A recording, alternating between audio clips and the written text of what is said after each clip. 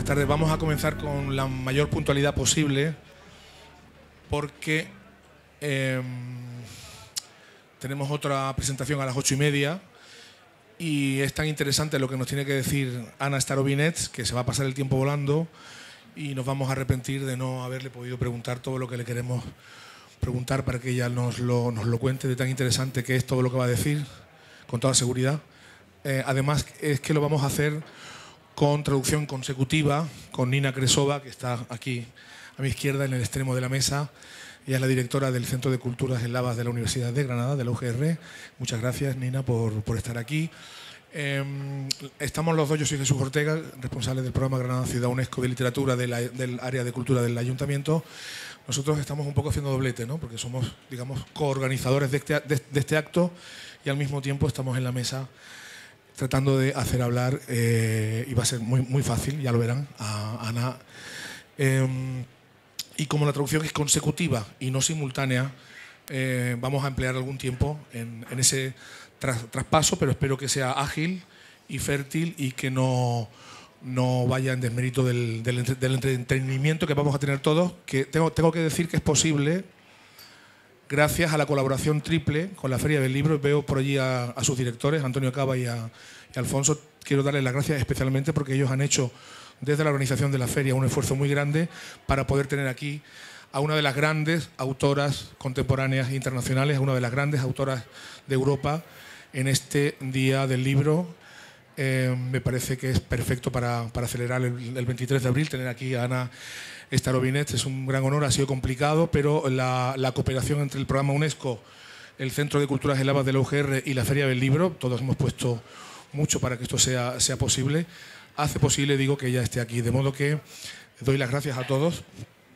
Yo voy a intentar hablar poco y voy a intentar ser conciso, porque lo que hemos acordado en una charla que venimos manteniendo de hace un buen rato es que, digamos, traslade yo las preguntas, las transmita Nina y las responda Ana. Así que vamos a intentar ser lo más fluidos posible porque hay muchísimo de lo que hablar. Supongo que conocen ustedes todos a Anna Starobinets.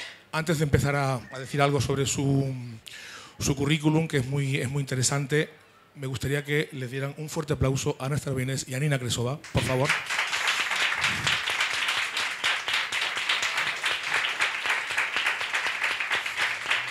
Muy bien.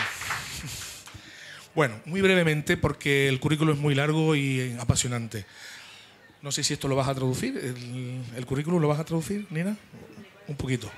Porque tiene algo de gracia. Bueno, se llama Anna Alfredovna Starobinets. Nace en Moscú hace 45 años y es Escorpio, porque nace un 25 de octubre. Para una persona fascinada por el aspecto mágico de la vida y por los cuentos de hadas, es relevante saber que ella es Escorpio.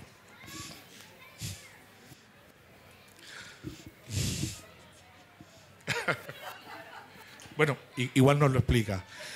Escritora, periodista, guionista de cine, ha publicado relatos breves de terror y novelas distópicas de fantasía y ciencia ficción, relatos infantiles y una novela autoficcional maravillosa, Tienes que mirar, que la convirtió en la escritora más famosa de Rusia, pero también en una posible antipatriota, de lo cual hablaremos más adelante.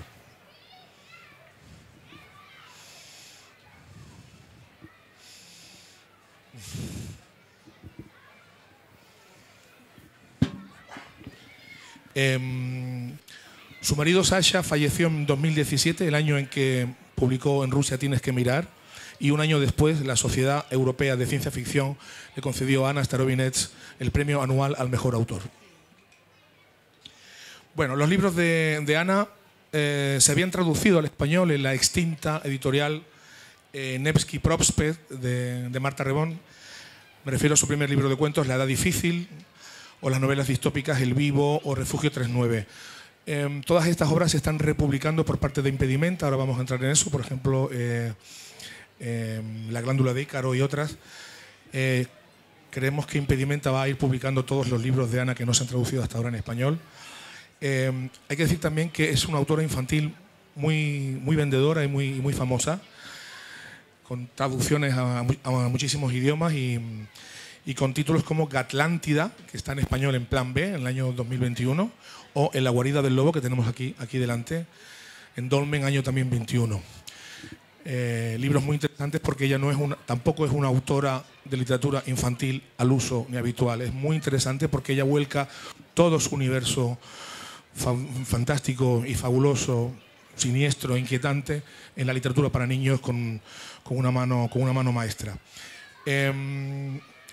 Ella va a estar firmando ejemplares de sus libros en la caseta de firmas a partir de las 8:30 cuando acabe este acto, de modo que tienen ustedes oportunidad, si quieren que Ana les firme un ejemplar, ella encantada, a todas las personas que lo quieran, ¿no?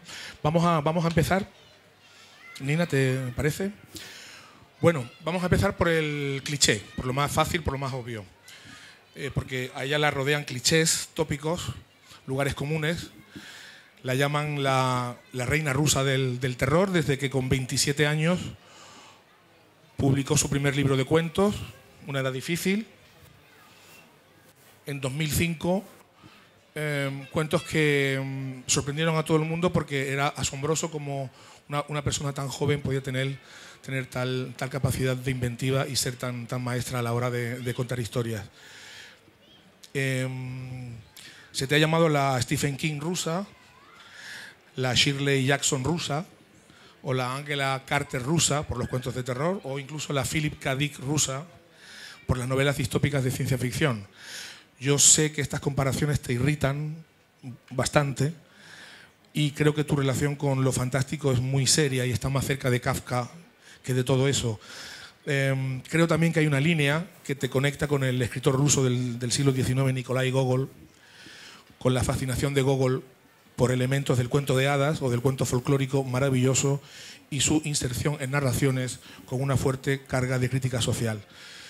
Me gustaría que empezásemos por los clichés, los que te gustan y los que no, y cuál es tu relación con Gogol y por qué te gusta tanto Gogol y qué es lo que has encontrado en él que alimenta tu propia obra.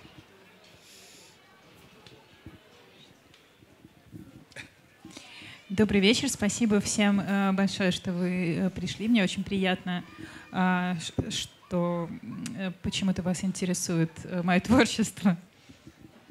Pues buenas tardes, muchas gracias por venir y que ella está, se alegra mucho de que haya aquí tanta gente y que hayan venido aquí y que les sorprenda un poco y que se interesen por su obra.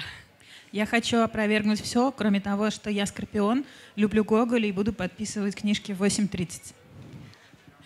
Dice que ella quiere renunciar, quiere negar todo lo que ha dicho Jesús, aparte de lo que ella es Escorpio realmente, de que sí le gusta Gogol y de que va a firmar libros a las 8:30.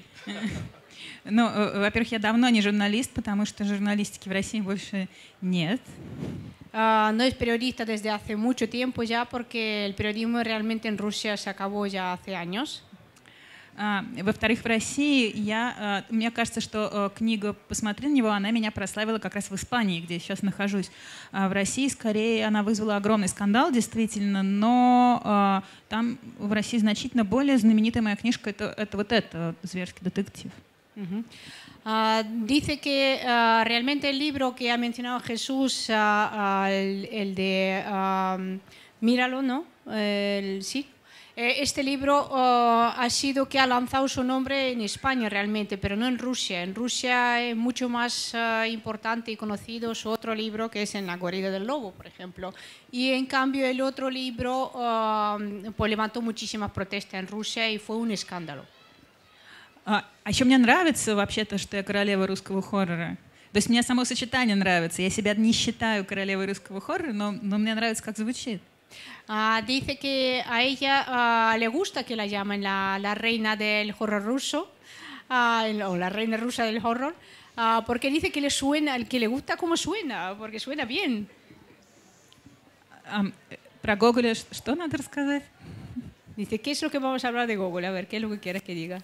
De Gogol, quiero que nos cuentes que si te interesa en Gogol su relación con el cuento de hadas, porque en tu obra hay muchísimo cuento de hadas y quiero saber por qué te fascina tanto el cuento de hadas y si es a través de Gogol.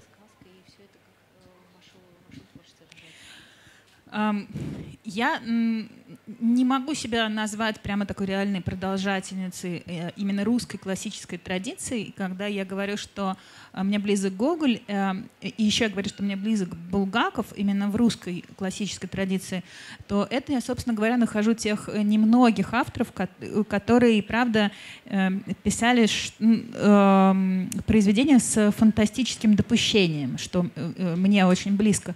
Но в целом я во многом дитя англосаксонской традиции как раз. И я люблю и Рэя Брэдбери, и Филиппа Дика, и, собственно, того самого Стивена Кинга, которого меня тоже называют. И, ну, то есть для меня нет такой какой-то глобальной разницы между макабрическими историями Гоголя и какими-то историями, допустим, Брэдбери. И когда в детстве я читала все подряд, я читала это все вперемешку лет в 10. У меня так это в голове и отложилось, как вот в целом такая территория злого чуда. Pues ella realmente no diría que es una heredera directa de la literatura clásica rusa. Sí que le gusta Gogol, sí que le gusta Bulgakov, sobre todo le gusta esa premisa fantástica, la posibilidad de lo fantástico detrás de la realidad y la realidad detrás de lo fantástico.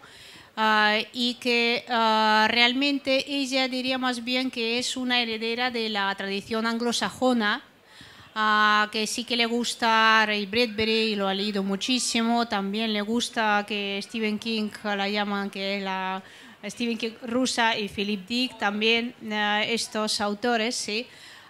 Dice que cuando ella leyó con unos 10 años a todos estos autores, también a Stephen King y también a Gogol, como que iban todos en un conjunto, en un conglomerado, que en su cabeza eso se hizo como algo global, conjunto, y es lo que ya produjo más tarde, la ha inspirado a producir su propia obra.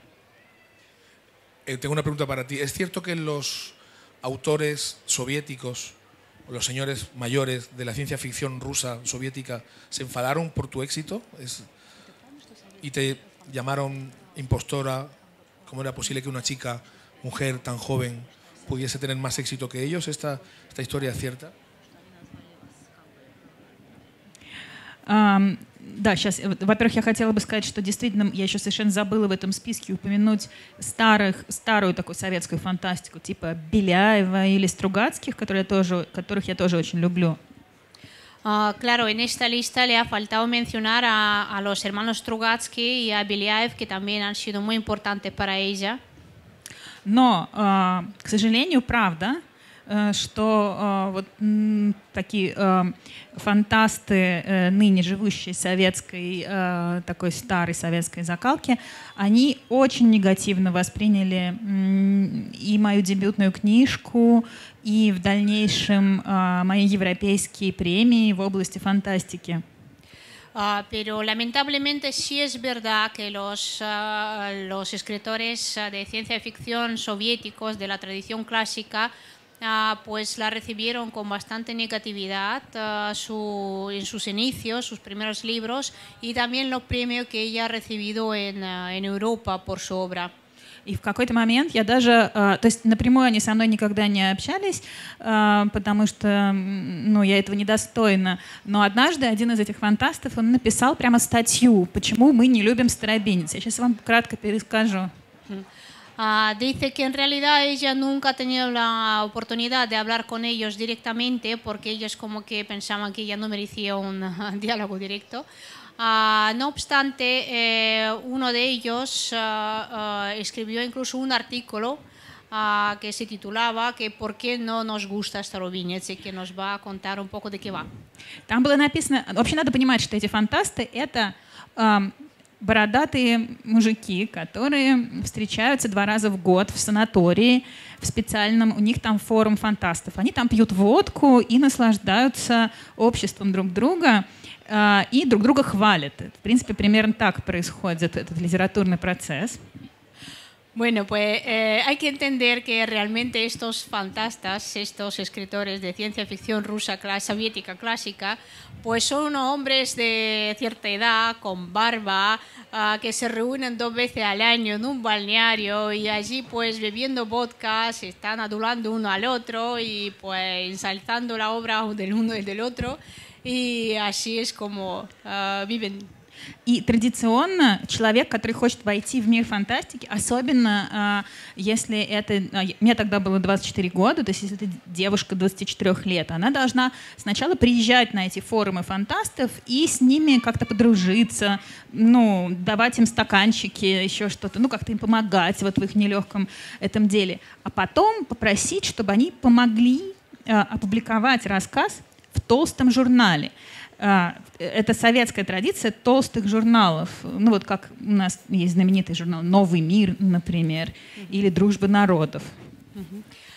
Bien, pues lo que se considera que cualquier escritor principiante lo que debe hacer, por ejemplo, como era ella, una niña además de 24 años, una chica de 24 años, lo que tiene que hacer, lo primero que tiene que hacer es ir a uno de estos foros y ejercer ahí un poco de la chica de recados, ¿no? Pues a lo mejor servirles los vasitos de vodka y luego pues más adelante pedirles que le ayudasen a publicar alguna obra en una de las revistas gordas que hay en Rusia, porque en Rusia tradicionalmente desde el siglo XIX se empezaba a publicar en las revistas, como se llamaban, gordas, ¿no? Literarias, y es como se lanzaba ya luego más adelante al mundo de la literatura grande.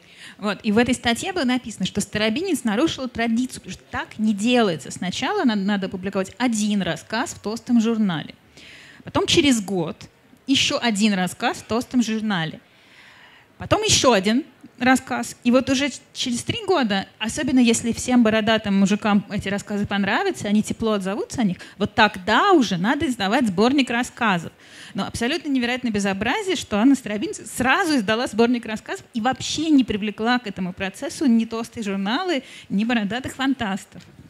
Pues lo que decía aquel artículo es que es totalmente indignante que Starobinets rompió con esta tradición y que no fue ninguno de estos foros, que ella tenía que haber empezado por publicar un relato al año en una de estas revistas, al año siguiente otro relato y al año siguiente otro relato y luego pasado 3 años ya estaba en condiciones de publicar un libro de relatos.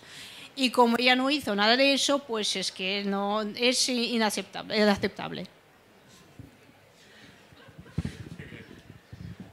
Yo voy a, si te parece bien, voy a citarte, voy a leer algunas palabras tuyas y me gustaría que las parafrasearas o comentaras.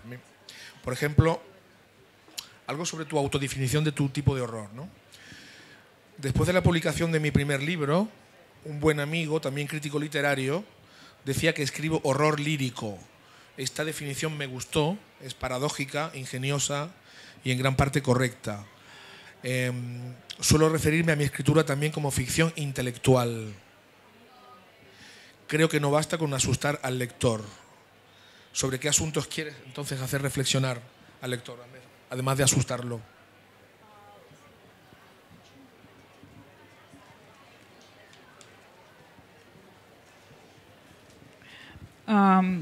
Я вообще не ставлю, это не первоочередная моя цель напугать читателя.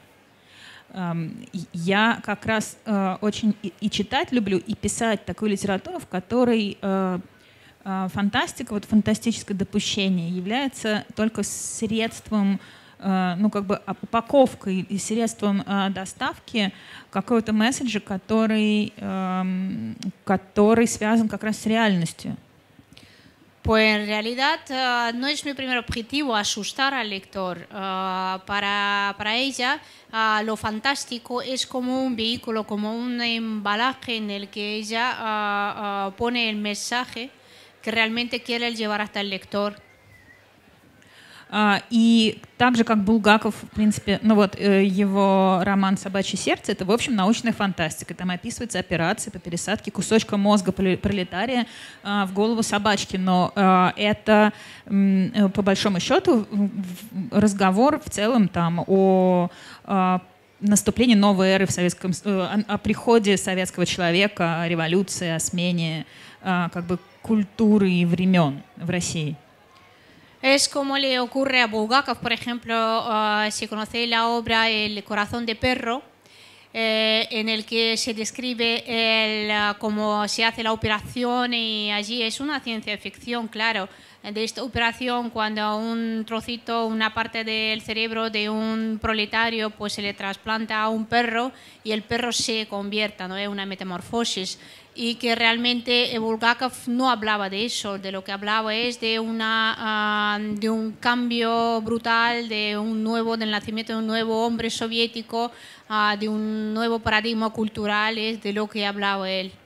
Вот. Или когда Дэниел Кис в «Цветы для Элджернона», в повести «Цветы для Элджернона», например, это же тоже фантастическая история там, о человеке, которого сделали очень-очень умным, а это был человек там, с особенностями развития. Но при этом эта история это очень трагическая история просто про то, как устроена человеческая жизнь, про то, что человек обречен на то, что его разум растворится во тьме. Sí, o por ejemplo la historia de Daniel Keyes sobre las flores de Algernon, ¿no? Lo que dice es que este hombre que tiene, el personaje que tiene las cualidades extraordinarias, que realmente de lo que habla la historia es de que todo ser humano está condenado a desaparecer en la nada, su mente, su conciencia. Вот я в своих работах стараюсь заходить на ту же территорию, и у меня нет одной какой-то темы, в зависимости от того, о каком мы говорим романе или рассказе. И я всегда говорю о чем-то реальном, я просто использую фантастическое допущение как средство, как способ доставки. Sí, entonces no hay un tema así único, ¿no? Normalmente ella utiliza lo fantástico como un vehículo, como un medio de transporte para llevar hasta el lector algo que habla sobre la realidad. Sucede así en los capítulos de esa serie británica de ciencia ficción que se llama Black Mirror, que seguramente ustedes habrán visto y conocerás, que pasan a través de situaciones muy, muy cotidianas y muy normales, y nos vamos insertando en un universo que no sabemos muy bien si es real o no. Pero tu primer libro de cuentos fue antes de la serie Black Mirror. Yo estoy convencido de que se han inspirado en tus cuentos para algunos de sus capítulos.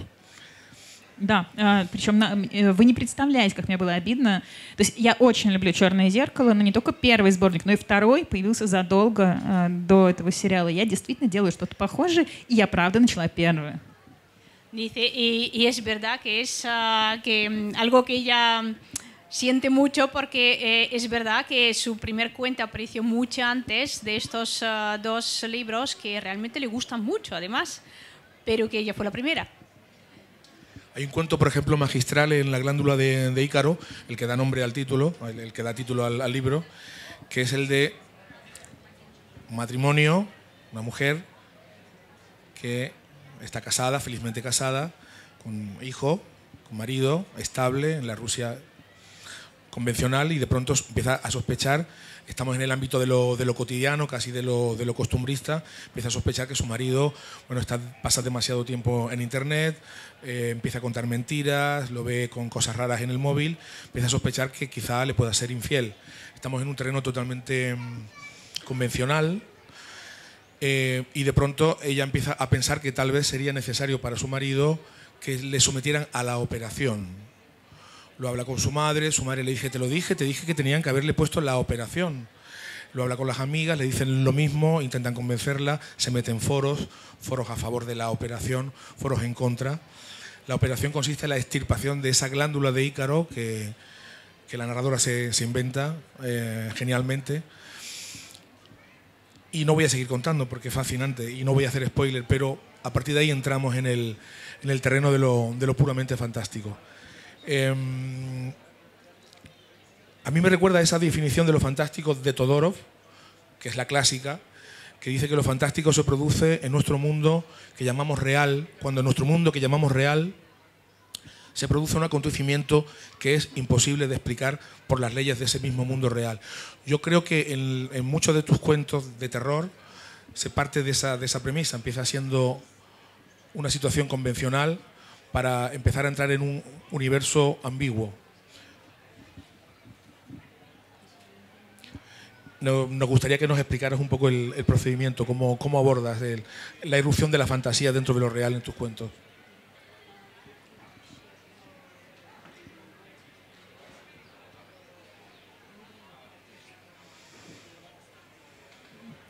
Ну, во-первых, вот как раз икаровая железа — это отличный пример того, что я использую фантастическое допущение, чтобы поговорить о совершенно таких привычных для нас вещах. Это в целом рассказ о власти, о границах дозволенного в плане власти одного человека над другим, контроля как бы одного человека над другим и того, насколько допустим этот контроль в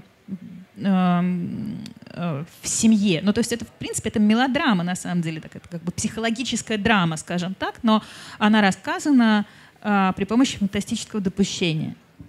Pues realmente el cuento que tú has citado, que es muy ilustrativo en este sentido de cómo se introduce lo fantástico, pues porque ella, introduciendo lo fantástico de este cuento, realmente habla de algo muy cotidiano, de los límites del poder, del control que puede ejecutarse en una familia, por ejemplo. En realidad es un melodrama, ¿sabe? Y habla de algo, pues, de las relaciones en familia. Вот. Но у меня, отвечая на ваш вопрос, я стараюсь придерживаться принципа, что в одной истории может быть только одно единственное фантастическое допущение. Pero claro, yo la idea que tengo yo siempre es que en un cuento, en un relato, solo puede haber una posibilidad de una explicación fantástica solo única. Допустим, я как автор допускаю, что вот это мир, в котором у мужчин есть такая, значит, есть так называемая икаровая железа. Это такой орган, который сохранился там с каких-то древних времен, когда люди еще были животными. И этот орган в этом обществе принято у мужчин в подростковом возрасте удалять, потому что считается, что когда он функционирует, мужчины более агрессивны, у них больше тяги к адюльтеру, они, может быть, там устраивают какие-то войны, а без этого органа они удобны и послушны для общества. Pues ella parte en este cuento de una premisa fantástica de que el hombre, el masculino, ¿no? El ser masculino, pues posee esta glándula de Ícaro que realmente lo convierte en alguien más agresivo, pues más dado a seguir, a cazar, ¿no? Y que si se la quitamos, pues que él se convierte en un ser más dócil, más obediente, más cómodo para la sociedad. Ну вот и это допущение, оно меняет дальше, оно само справляется. В общем, мне надо только отследить, как именно меняется мир, в котором есть такое допущение, что существует такой орган, потому что там возникают законы на эту тему, возникают, как вот бывают антипрививочники, антивакцинаторы, возникают люди, которые против удаления, возникают конфликты на этой почве, возникают научные работы на основе вот этого. И весь мир становится другим, хотя допущение фантастическое только одно. Y a partir de esta premisa lo que hay que mirar es mirar cómo va cambiando el mundo con esta premisa y entonces pues ver que, por ejemplo, pueden introducirse leyes nuevas que dicen que se tiene que operar, pues que también aparecen comunidades que están en contra de las operaciones y todo ese tipo de consecuencias, ¿no? Que van cambiando el mundo definitivamente. При этом, да, и возникают философские, там, научные теории в этом мире, о том, нет ли такого, что этот атеистический орган на самом деле это душа. Pues claro, y también es que surgen las teorías filosóficas, algo que al final va explicando qué es el alma, ¿no? Lo que es y в итоге esta glándula. Вокруг этого фантастического допущения выстраивается достаточно достоверная картина реальности, и вся остальная реальность, вот, не считая органа, там, как устроены клиники, как женщина лезет в интернет, чтобы там почитать про последствия удаления этой железы. Это все очень достоверно. И в случае с икоровой железой это оказалось настолько достоверно, что я однажды получила письмо от читателя, который написал, что он просмотрел всю медицинскую энциклопедию и не нашел такого органа, и не могла ему дать ссылку на медицинские источники, в которых я почерпнула эту информацию. Pues dice que esta premisa luego permite construir un mundo que tiene una lógica muy coherente dentro y que realmente parece muy real toda la historia que ella pinta. Y dice que hasta el tal punto que algunas personas pues llegan a creérselo, y una vez ella recibió un mensaje, una carta de un lector que le estaba pidiendo y diciendo de que él había examinado toda la literatura médica buscando referencias sobre esta glándula de Icora, no la había encontrado y le pedía por favor que le mandase alguna referencia.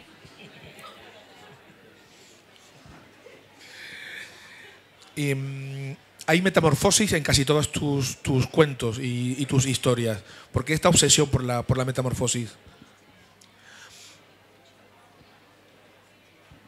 Por ejemplo, en tu última novela publicada en Rusia, creo que la más exitosa, porque ha vendido, aún no ha traducido Impedimenta el libro, lo va a sacar creo que el año que viene, en Impedimenta. Ha vendido 200.000 ejemplares. El que más éxito ha tenido, en un pasaje del libro, los zorros se transforman en mujeres. En Refugio 39, una novela que se publicó en España hace 10 años, una fotoperiodista se transforma en mendigo. En otro de tus cuentos hay un señor que está en una sala de espera frente al médico y le van saliendo alas. Hay metamorfosis en muchísimos de tus textos. ¿Por qué esa obsesión por la metamorfosis? ¿Qué metáfora hay ahí? ¿Qué es lo que quieres contar? Yo sé que eso sale de la metamorfosis de Kafka, que es la primera gran transformación que te influye, pero cuéntanos.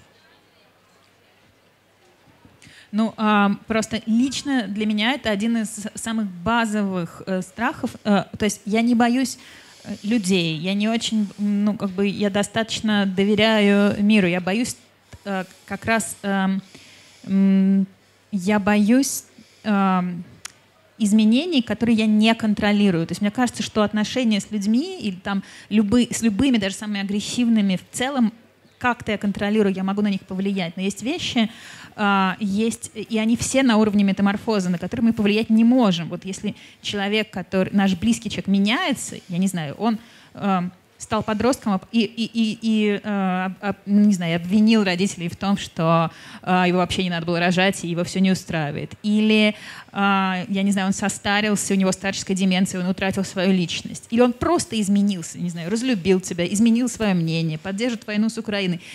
Есть изменения, которые как бы выглядят так, как будто мы наблюдаем процесс оборотничества, и это невозможно контролировать. А самое страшное, что это может случиться с нами самими. То есть я еще боюсь изменений, которые могут прийти изнутри. Вот, поэтому, ну, естественно, я пишу о том, что меня тревожит. Pues dice que es un miedo básico, quizás sobre el que ella está escribiendo, que es un miedo a algún cambio que no puedes controlar. Controlar, mejor explicar también, ¿no? Entonces, por ejemplo, cuando una persona, pues un adolescente, de repente pues dice que a sus padres que no tenías que haberme traído a este mundo, ¿no? Que cuando ocurre por ejemplo, al Alzheimer o demencias seniles, ¿no?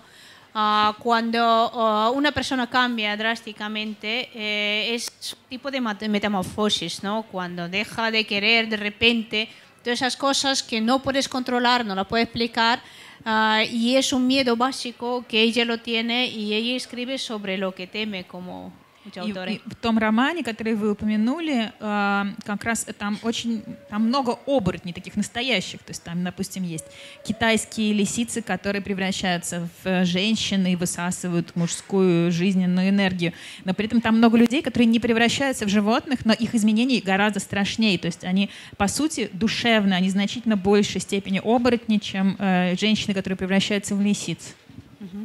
En esta última novela, pues hay muchos seres cambiantes, cambiaformas, que por ejemplo se transforman en animales o al revés, como por ejemplo los zorros chinos, pues se transforman en mujeres que absorben la energía masculina de los hombres.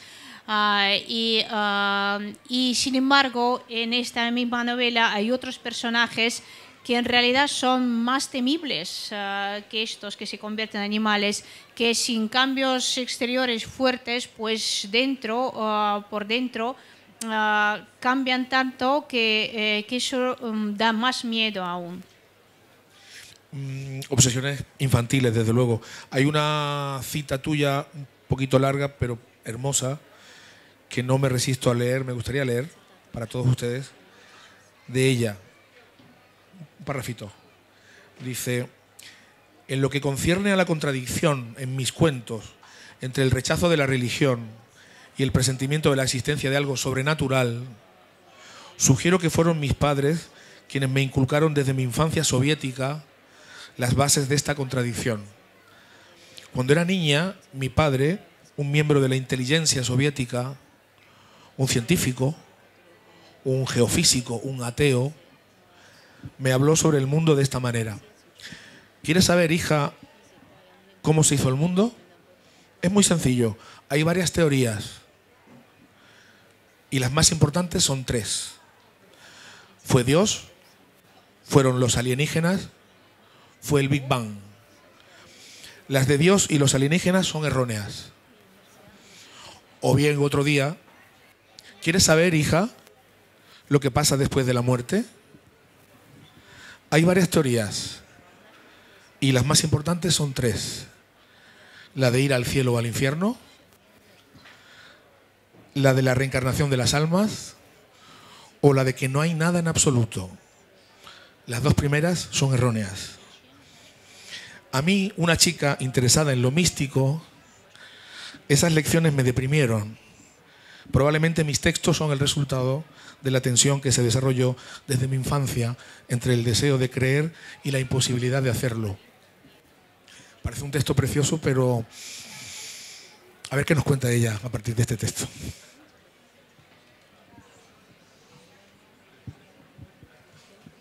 Lo he leído. Que no se acuerde de esta cita, ¿sabes? Directamente. ¿Estás segura? Que tuviste un padre científico,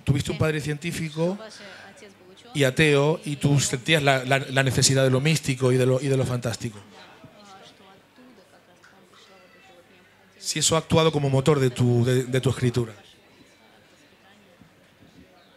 Мой отец точно ученый и советская интеллигенция, но я не совсем поняла связь между этим и фантастикой. В смысле, то, что он утверждал, что нет, вы имеете в виду, что нет жизни после смерти? Я не совсем уловила просто. Dice que, a ver, si realmente su padre fue un científico, sí, pertenecía a la inteligencia soviética, sí, que fue ateo, pero lo que no ha pillado muy bien es la conexión con lo fantástico, con la aparición de lo fantástico. ¿Por qué? Porque él... Te lo pregunto. Si esa realidad científica de tus padres y un deseo fantástico tuyo como niña, como fantasía, si eso ha sido un disparadero de tu obra, esa contradicción entre un mundo y otro, si eso tiene algún sentido para ti. Y si la cita es espuria, pues es preciosa, pero la consideramos espuria y sin más, no pasa nada. Voy a leer otra cita y vamos a ver si ella considera si es espuria o no.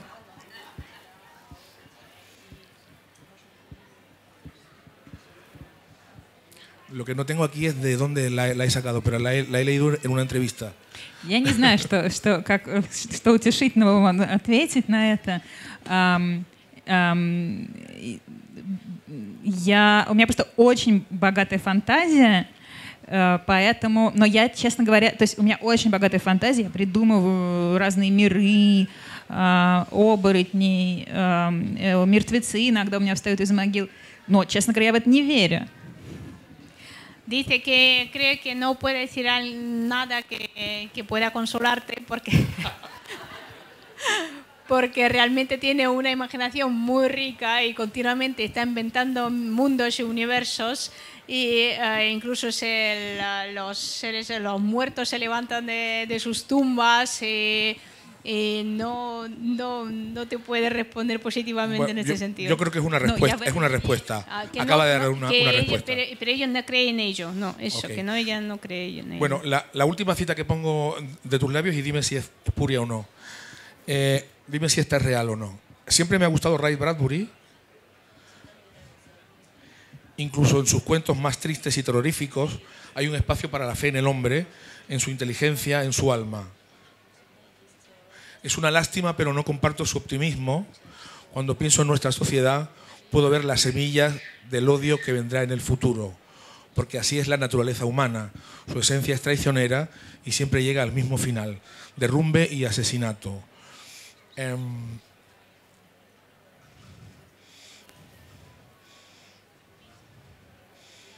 ¿Te reconoces en esta cita? Como tampoco te reconoces en esta cita. Ok. Habla de tu visión pesimista del ser humano. Sí, claro. Tú...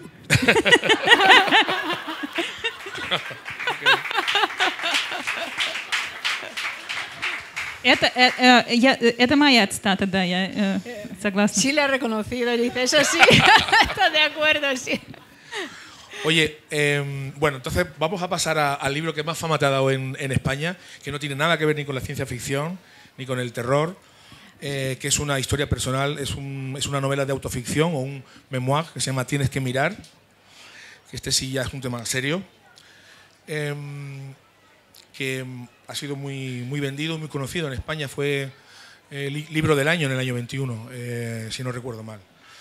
Tienes que mirar, cuenta una historia personal tuya, donde ya el terror pasa de ser imaginario a ser personal, porque es algo que te sucedió a ti personalmente, y es que estabas embarazada de tu hijo y en una ecografía rutinaria, digamos, encontraron un problema serio, y a partir de ahí te empezaste a enfrentar con todo el siniestro, obstruso sistema sanitario ruso,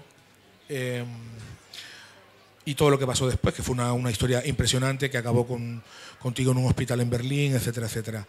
Te decidiste a salir de tu entorno habitual de novelas imaginarias para contar una historia real. ¿Por qué lo hiciste?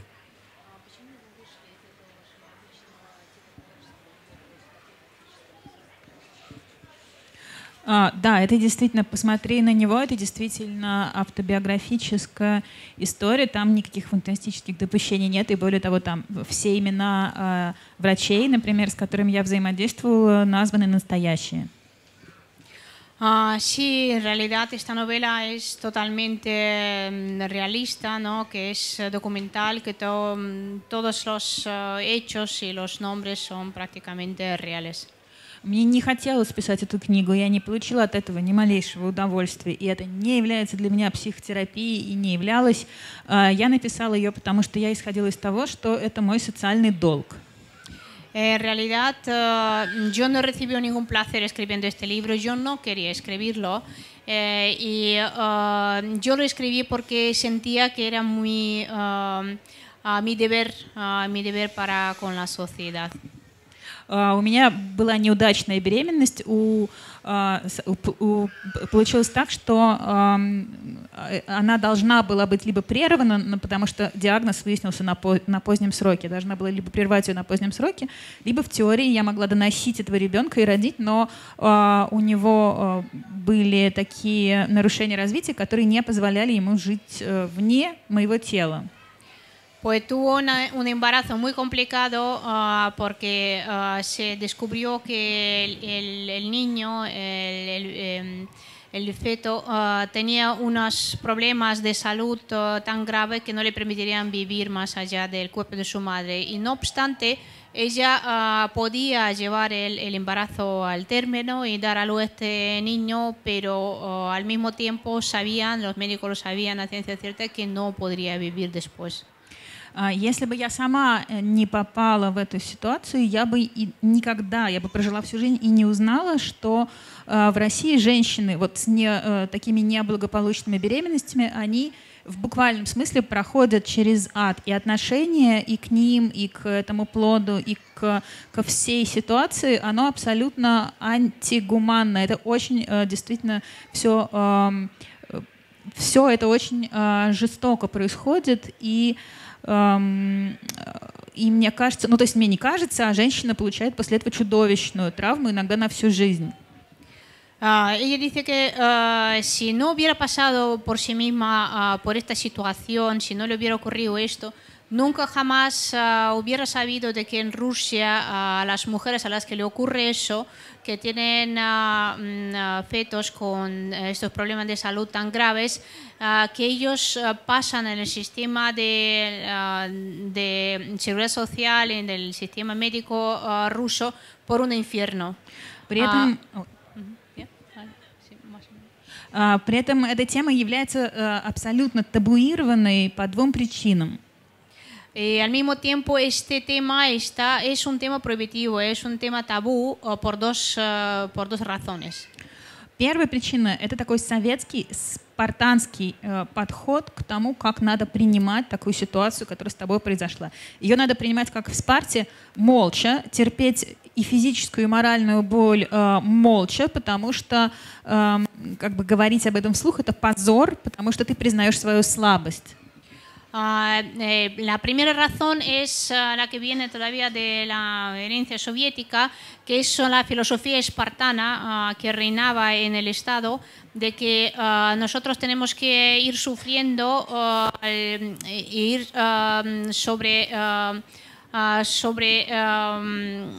superando los obstáculos sin decir a nadie nada, sin compartirlo, y es una vergüenza realmente ir hablando por ahí sobre lo que te está pasando. И вот эта вот неудачная беременность, это позорно, потому что ты как бы в любом случае, ну то, что мне говорили врачи, это что, ну, допустим, даже если он выживет, он же будет урод, он будет инвалид, он не сможет, как бы, ну то есть смысл был в том, что вот наше замечательное, сильное и такое объединенное общество, оно вообще, ну как бы это будет крайне неудачно, если что-то, ну если, например, этот ребенок останется жив, потому что, ну это же недоразумение, это неправильный винтик в этой системе, и надо немедленно об этом забыть, причем молча, и родить нового здорового. И странно, почему я вообще по этому поводу переживаю.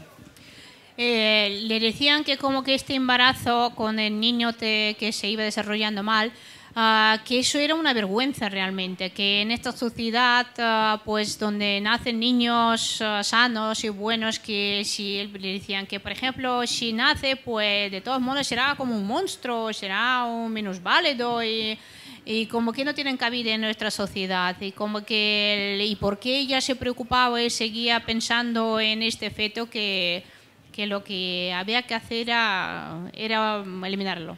А вторая причина – это такая тоже вполне такая деревенская, аграрная такая традиция, тоже параллельно с советской, до сих пор сильная, которая подразумевает, что вообще любые разговоры о так называемых женских делах – это стыдно, грязно, неприлично, и уж точно об этом нельзя писать книги. Y la segunda razón es que todavía pervive en Rusia una idea, es un poco de aldeana, de agraria, de que hablar de las cosas de mujeres, de las cosas propias de la fisiología de mujeres, es algo impropio y que no se puede hablar y menos publicarlo. И, в общем, я написала эту книгу, потому что мне открылся некий портал в ад с тысячами женщин с такими же неудачными беременностями, как у меня, которые молча пытаются это как-то переварить, и даже психологической помощи для этого нет. И я решила, что это табу надо наконец нарушить, и надо об этом заговорить. А поскольку я уже к тому моменту была писателем, издавалась, у меня была возможность это сделать, я это сделала без всякого удовольствия.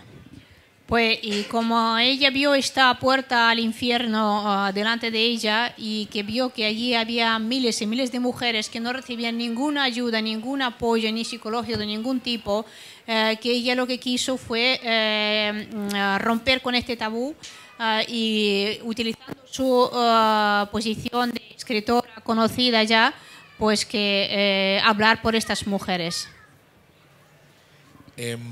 Fue un libro muy polémico en Rusia, pero creo que sirvió para que se cambiasen, no sé si algunas leyes o algunas disposiciones de atención tendentes al tratamiento del dolor y a la empatía en algunos hospitales, por lo menos en algunos hospitales cuyos nombres reales salen en el libro.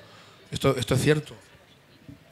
Да, как ни удивительно, действительно, к сожалению, это не изменилось в регионах, но в больших городах, и вот как точно я знаю в Москве, появились разные инициативы не на государственном уровне, а на уровне клиник. И, например, в той клинике, о которой шла речь в книге, где вот чудовищный был совершенно подход, после моего вот этого публичного выступления, там некоторых кого-то уволили, и главное, они устроили такие психологические курсы для докторов, где их обучали просто разговаривать с людьми, которые находятся в трудной медицинской ситуации. Потому что тут еще надо заметить, что в российском медицинском образовании отсутствует, не ведется такой предмет, как этика, медицинская этика, его просто нету. Sí, pues la verdad que sí cambió algo, pero no en regiones. Por ejemplo, le consta que en las grandes ciudades sí ha habido cambios, sobre todo iniciativas a nivel particular, no particular, sino de algunas instituciones como algunos hospitales. De hecho, la clínica que sale en el libro, pues ahí hubo cambios, algunos despidos, y luego ellos pusieron allí cursos para los profesionales de trato con las mujeres que están pasando por ese tipo de problemas psicológicos, cómo hay que tratar a este tipo de pacientes. Y porque uno de los problemas que ella ve en la medicina rusa es que en la formación de los médicos rusos no existe una asignatura de ética como tal. Просто чтобы я пару примеров приведу, чтобы было понятно, о чем я говорю. То есть курс, я сейчас вспомнила вот в этой клинике, который ввели после моей книги, назывался «Как приносить плохие новости». Dice, pues simplemente va a poner algunos ejemplos, a lo mejor que en uno de los cursos que se impartió en esta clínica después del libro fue que se titulaba así, cómo anunciar las malas noticias o cómo llevar a la familia las malas noticias. Потому что там в книге описана ситуация, когда, собственно, я эту новость узнала. Ситуация происходила так. Это было УЗИ, ультразвуковое исследование.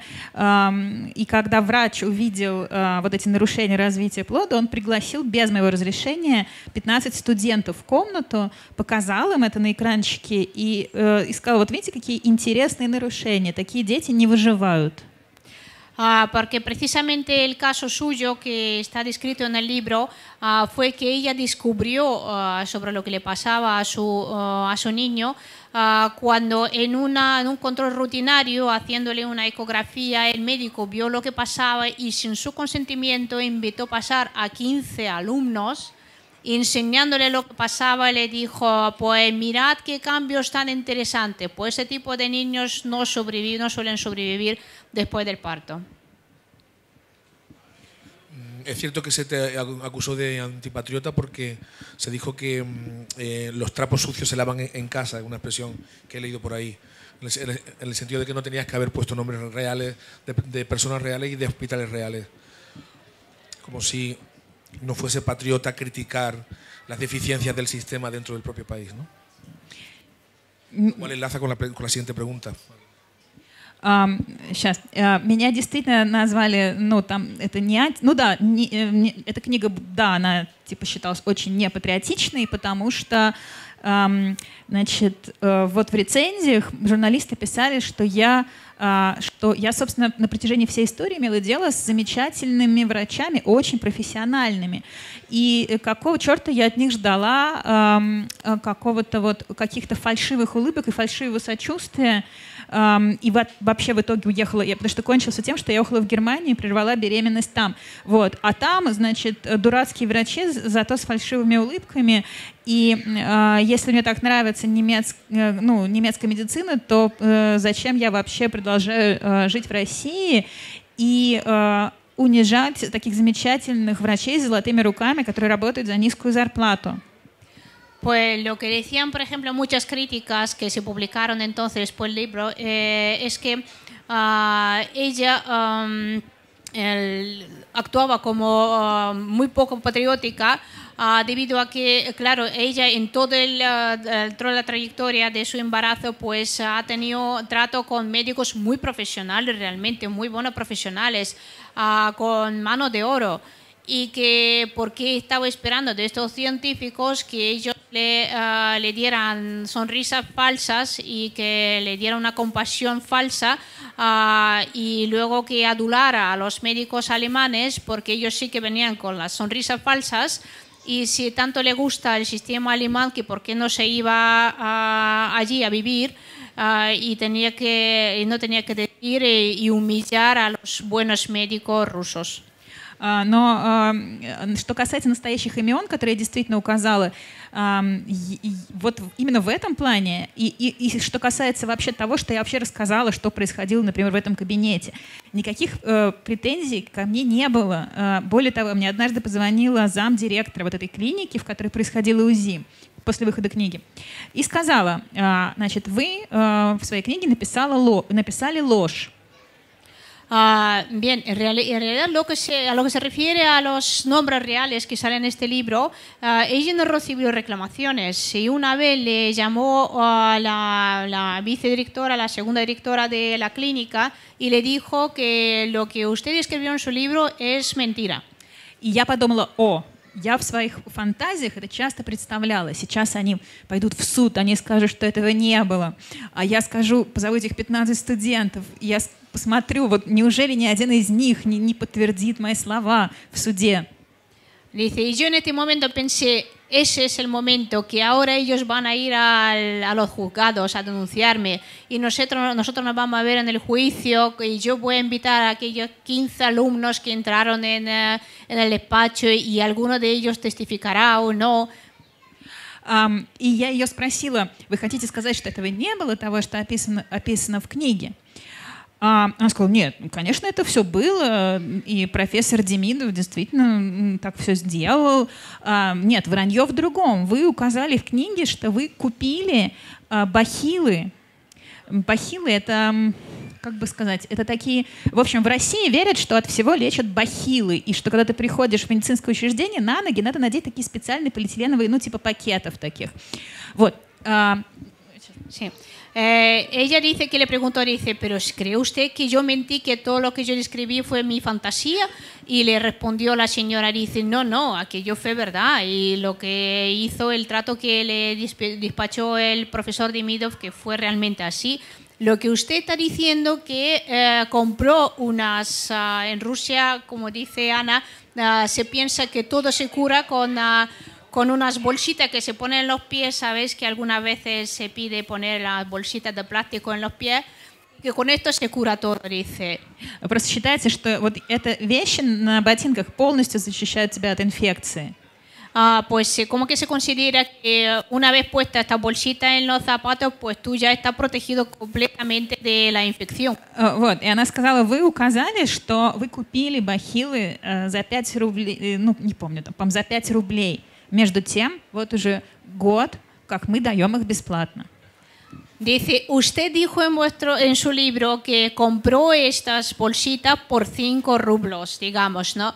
Dice, pero en realidad ya más de un año llevamos entregándoselos a los pacientes gratis, Nos avisan que van quedando 5 minutos, se ha pasado la hora volando.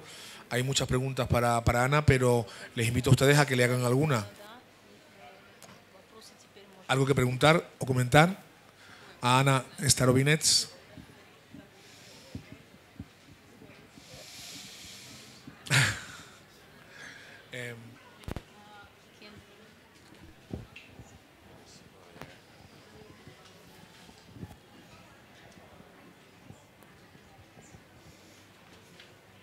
Добрый вечер, Анна. Очень рада вас видеть и всех присутствующих, конечно же. Меня зовут Леся. Я познакомилась с вашими 3 произведениями, точнее, произведений больше, с 3 книгами за последнее время. И вот в этих книгах я заметила в 3 «Посмотри на него», «Икарова железа», и вот последнюю, которую я сегодня дочитала прямо перед самой ярмаркой, это «Убежище 3/9». Вот. И лейтмотивом проходит в этих всех произведениях, в большинстве произведений, в основном в книгах, да, детская смертность, да, и именно вот отношения, которое выстраивается точнее, отношения внутри переживания родителей по отношению, вот, например, волнуюсь очень. В общем, лейтмотив — это детская смертность. Bien, voy a traducir primero la pregunta. Мне хотелось бы просто понять, почему именно вот либо просто я прочитала такие произведения, потому что, мне так, не знаю, удача такая у меня, что ли. Либо это потому что какой-то был посыл, в определенное время они выходили, то есть тогда этот вопрос был актуален. Bueno, la lectora dice que se llama Lesia, que se alegra de estar aquí, de saludar al autor y a todos los demás, y que dice que en los últimos tiempos ha leído 3 libros de Ana. Es el Mirael, ¿no? Luego la de la glándula de Ícaro y también la de Refugio 3/9. Y dice que en 3 obras ella ha encontrado un tema que cree que se repite con frecuencia, que es sobre la mortalidad infantil, la muerte de los niños, ¿no? Y la pregunta es que si es algo, que si significa eso algo, si es algo casual que se encuentra en estas 3 obras o si es un tema más global para ella. Я очень признательна, что вы прочли 3 мои книги. Мне, правда, очень приятно. Но я не соглашусь я не могу согласиться с вопросом, поэтому мне сложно на него ответить. Дело в том, что тема детской смертности, безусловно, поднята в книге «Посмотри на него». Vale, que sí, le gusta mucho que haya leído estos 3 libros, pero en realidad le resulta difícil responder a esta pregunta porque no está de acuerdo con la visión de la lectora, porque sí que este tema sí está presente en el libro Míralo a él, ¿no?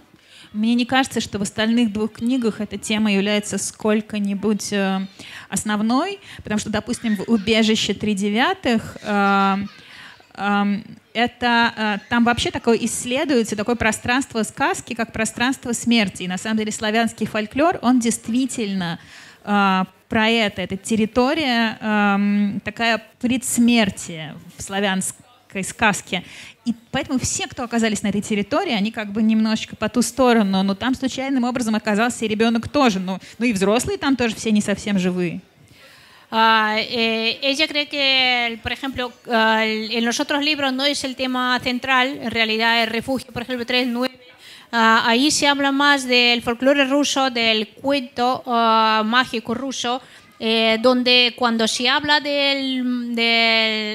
aquel reino lejano, es el mundo mágico, realmente mitológicamente, antiguamente pertenece al más allá, es el mundo de la muerte. Entonces todos los que se encuentran allí o están muertos o están un poco muertos, ¿no?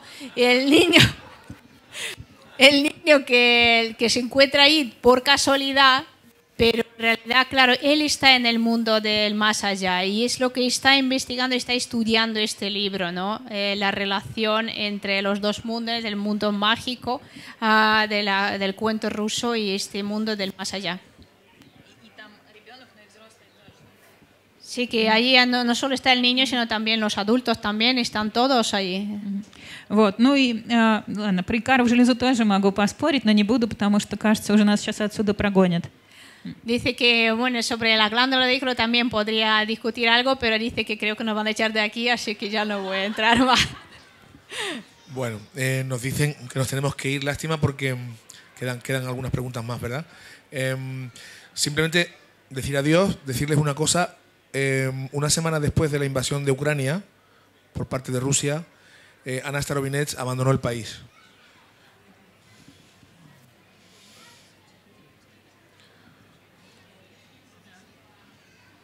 Ella se ha exiliado a Georgia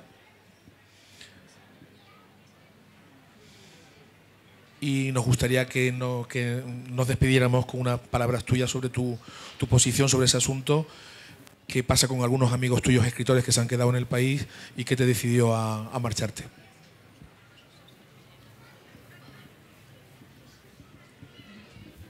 ¿Y cuál es la pregunta?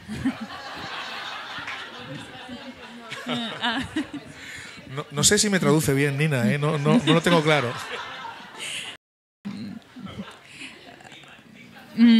Ну, да, это все правда. Дело в том, что... Да, ну, во-первых, что касается моих друзей, которые лишились свободы, оставшись в России, высказывая открыто свою позицию. Есть, например, театральная режиссерка и поэтесса Женя Беркович, которая, и не то чтобы она моя близкая подруга, но, например, раньше, когда я уезжала в путешествие, она брала моего пуделя Кокоса и нянчила его, а сейчас она сидит в тюрьме исключительно, ну, то есть по какому-то чудовищному обвинению в терроризме, но на самом деле исключительно просто за свою антивоенную позицию и за стихи, в которых были теплые слова об Украине, сочувствие к Украине. Pues sí que es verdad que ella se fue por su voluntad y que a muchos de sus amigos que se quedaron allí de alguna manera pues se pronunciaron en contra de la guerra, pues están ahora en la cárcel o procesados. Ella pone el ejemplo de la directora de teatro Eugenia Berkovich, que es un caso muy sonado, que está ahora mismo acusada de terrorismo, de enaltecimiento de terrorismo, por haber presentado una obra de teatro en el teatro y por algunos versos en los que ella pues expresó su conmoción y su sentimiento por los ucranianos y por lo que ellos estaban pasando. Era una amiga que, por ejemplo, cuando Ana se iba de viaje, Eugenia se quedaba con su perro normalmente y ahora mismo está en prisión desde el 5 de mayo del 2023. Вот, и Женю посадили не с первого раза. Сначала она вышла на улицу с плакатом «Нет войне», больше там было написано «Нет войне». И ее посадили сначала, если я не ошибаюсь, на неделю, а я в этот момент куда-то уезжала и никак не могла до нее достучаться, типа, не возьмет ли она пуделя. И в конце концов я написала в Фейсбуке, ее затегала, что, ну, типа, кто возьмет пуделя, Женя, может быть, ты. А мне написали, Женя в тюрьме сидит, она не может взять пуделя. Realmente ella sigue en prisión, no es la primera vez que entra. La primera vez que entró fue que salió a la calle con un cartel que decía no a la guerra y entró en prisión por una semana y precisamente esta semana estaba de viaje y no conseguía ponerse en contacto con ella para dejar a su perrito.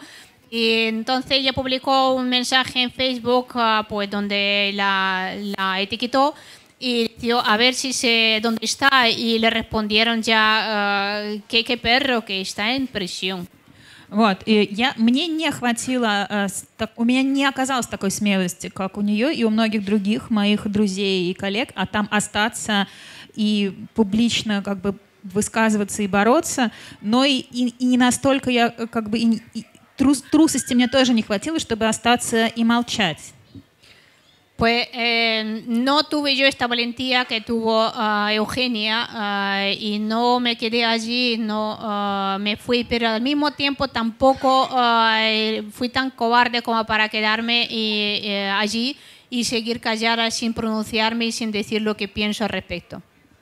Вот. И среди моих читателей, особенно читателей моих детских книг, было довольно много жителей Восточной Украины, которые русскоязычные, они читали мои книги на русском. И когда началась война, они писали, одна мама такого ребенка написала, что они сидят в метро, вот они написали, вот ваша страна нас бомбит, мой ребенок взял с собой в метро вашу книжку «Зверский детектив», а я не могу и не хочу ее читать, потому что я понятия не имею, как вы относитесь к тому, что делает ваша страна. Вдруг вам это нравится?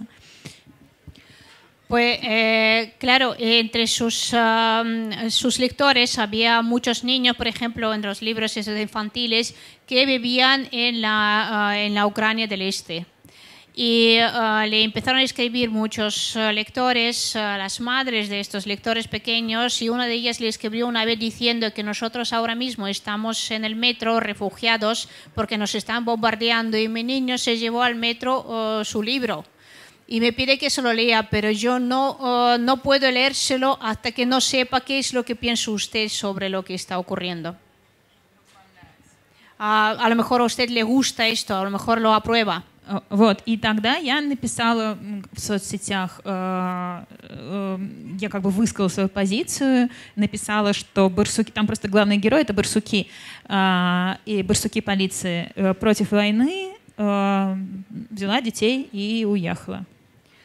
Pues ella sí, entonces hizo una declaración oficial, la publicó en las redes sociales, la distribuyeron y lo pusieron también con una ilustración que en su libro salen los protagonistas y los personajes son tejones, y que sale tejones, la policía, y ellos están allí en una ilustración con un cartel que dice no a la guerra, ¿no?